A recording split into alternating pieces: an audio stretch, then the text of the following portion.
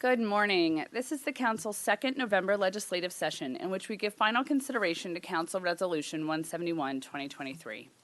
This legislative session is also being conducted as a hybrid meeting, which is available in person and virtual via WebEx. It is also available to the public through live stream on the Howard County Council website and broadcast on channels 44 Verizon and 99 Comcast.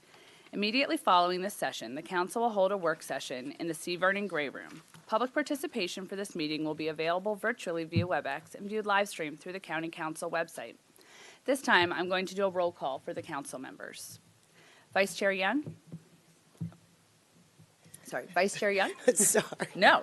I am here, yes. Barely, but yes, I am here.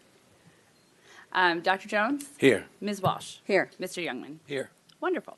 We will now recite the Pledge of Allegiance. So CR 171 has been removed from the table. I've been advised that probably the best way to do this is to rescind Amendment 1, which we passed previously, and then we'll adopt everything that the Board of Education as Amendment 2. So I move to rescind Amendment 1. Second. Ms. Harrod, please call. Well, do we need to vote on rescind, or I just remove it? No, we do. Okay, thank you. I haven't finished my coffee yet, so we're not at full. This is why. Yes. I just got it. No, it's a lesson learned. Caffeinate before you legislate. Got it. Ms. Harrod. Chair Rigby. Yes. Dr. Jones. Yes. Ms. Young. Yes. Ms. Walsh. Yes. Mr. Youngman. Yes. Okay. Now I move Amendment 2 to CR 171, 2023. Second.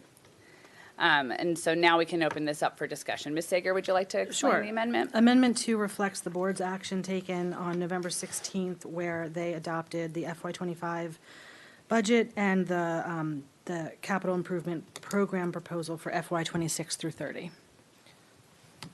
Thank you. Now I too can caffeinate.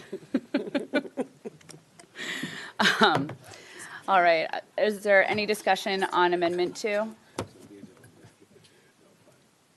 Should we ask Mr. Lubley to come up and explain the letter? Oh, He's here, I couldn't see you back Yes. there, Mr. Lubley. Please join us. as is Board Member McCoy. Board Member McCoy. Yes. Thank you for coming today. Good morning. Good morning. So I believe the request from Vice Chair Young was just to touch on the letter that you had sent and to provide additional context.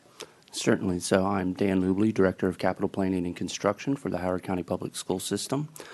And we are here obviously for CR 171, 2023. On November 16th, the Board of Education did have discussion and approved the 5-year CIP and 10-year long-range master plan, which included having the Dunlogan Middle School project start in FY 2026 and the Oakland Mills High School project start in FY 2027. All right. Thank you. Are there any additional questions for Mr. Lubley at this time? Okay. Thank you very much. As this is something that it's something that we received from the Board of Education. We do not have an opportunity to amend this. I think it would make sense to move to the vote so that way we can make sure we're on time for our work session. Chair Rigby. I'm a yes, and I want to especially thank Ms. Walsh for providing this opportunity to the board. But for better or for worse, but especially because, and I think this is a point where this body is certainly aligned, that we need a better process, one that is not driven by a variety of factors, but it's really driven by which facilities need investment, when do they need investment, and how can we work together with the resources that we have to do this. So it's my hope that this year has provided an opportunity for everyone to really reflect and come together and find what would be a better process in the future. So yes on CR 171 and on Amendment 2. Wait. On Amendment 2. Amendment 2. Yes on Amendment 2. Dr. Jones. Yes. Ms. Young. Yes, and I certainly agree that we need a better process, and I just want since the audience can't see her, I want you to know that Board Member McCoy is shaking her head. I think she, too, would like a better process, and I'm sure that there are other board members who would join in on that viewpoint. So I think we can all work together on that. And we have a board county council meeting coming up soon, and that would be an opportunity to talk about some of that. And my vote is yes. Ms. Walsh? Yes. Mr. Youngman? Yes. All right. Amendment 2 passes. Is there additional discussion desired at this time, or should we proceed to the full bill? Right. Please call the vote on CR 171. Chair Rigby? I'll just reiterate that we really do need a better process, one that's less influenced by power, however you define that, and the ability. I just think that some of the divides were really evident between communities, and it's not about school versus school, and it's just hard to see when certain schools have different resources to bring that advocacy and to press on that power lever. So, yes, and I really, really hope that we will find that better process through this year, so that way next year, this time, we are not in a similar position, and we really have a long-range plan that everyone in the community can count on year after year. Yes. Dr. Jones? Yes. Ms. Young? Yes. Ms. Walsh? Yeah, it's not. I do not thank anyone for what is before us right now. This council is in special session right now because the board did not comply with law when it sent over the first draft of this bill. We have to send something to the state in 3 days, or we do not qualify even to ask for state assistance in construction of our schools. The calls that I made to Board of Education members in the time between when we should have voted on this bill and today was to make this simple request. Just ask for both Dunlogan and Oakland Mills Middle Schools for the state assistance. If that state assistance is refused, then proceed accordingly in May when you submit your county budget to the county executive. But by foreclosing that option at this point, you immediately push Dunlogan Middle School and everything else behind again. This Board of Education consistently has underinvested according to what has been recommended by the superintendent year after year. And the result of this is a delay in what is constructed and an underinvestment in the schools that should be either rehabilitated or remodeled, whatever. You know what it is. There should be a process. I don't want to talk about a process next week in the quarterly meeting. We talked about a process at the last quarterly meeting. We talk about a process all the time, and nothing changes. This is what changed this time. For whatever reason, the Board of Education in May decided to tell 2 communities that they were going to replace the schools entirely. Inconsistent with what was recommended by the superintendent, certainly inconsistent with any indication of what the county executive would invest in this capital budget process. And then you had to take back what you did. Explain that to these communities. And then instead of asking, again, for both to be simultaneously rehabilitated, remodeled, you jacked them out of order.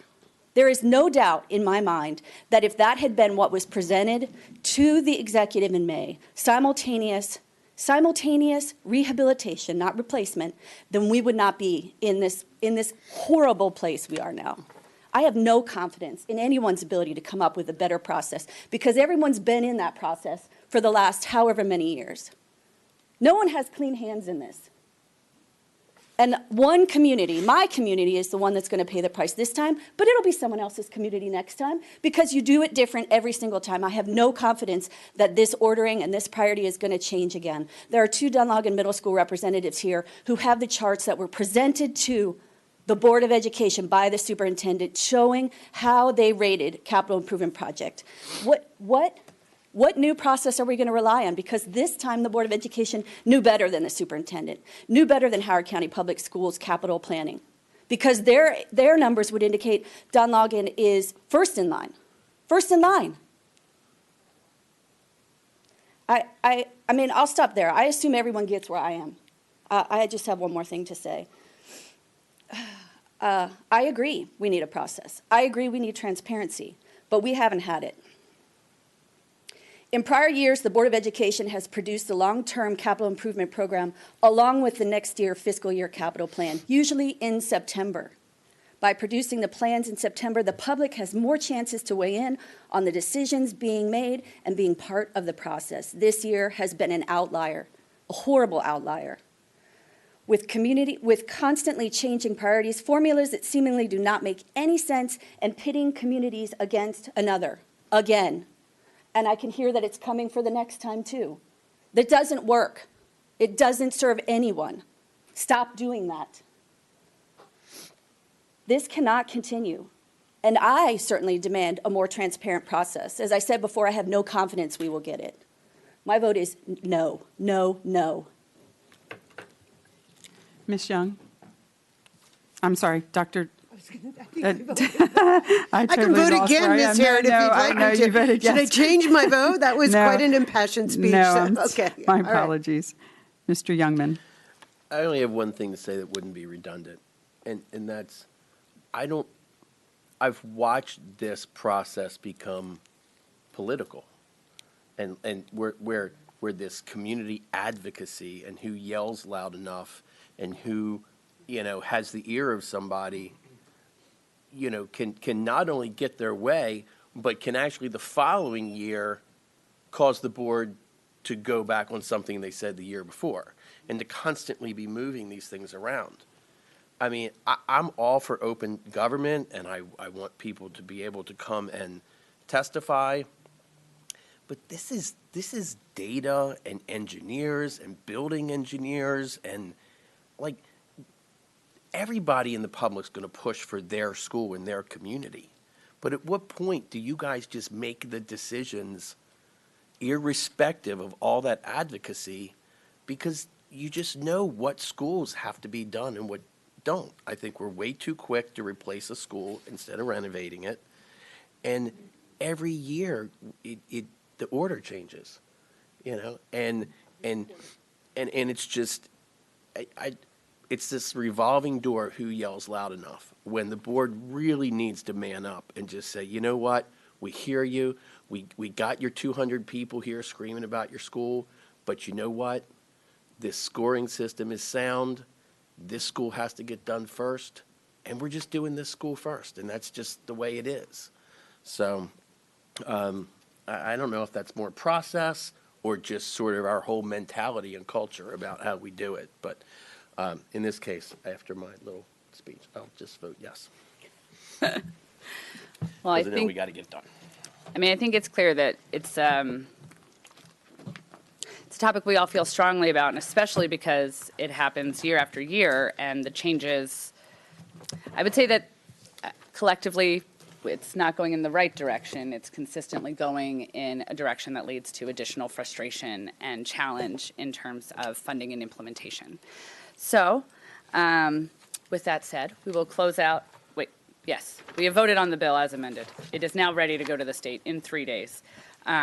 So this concludes our second November legislative session.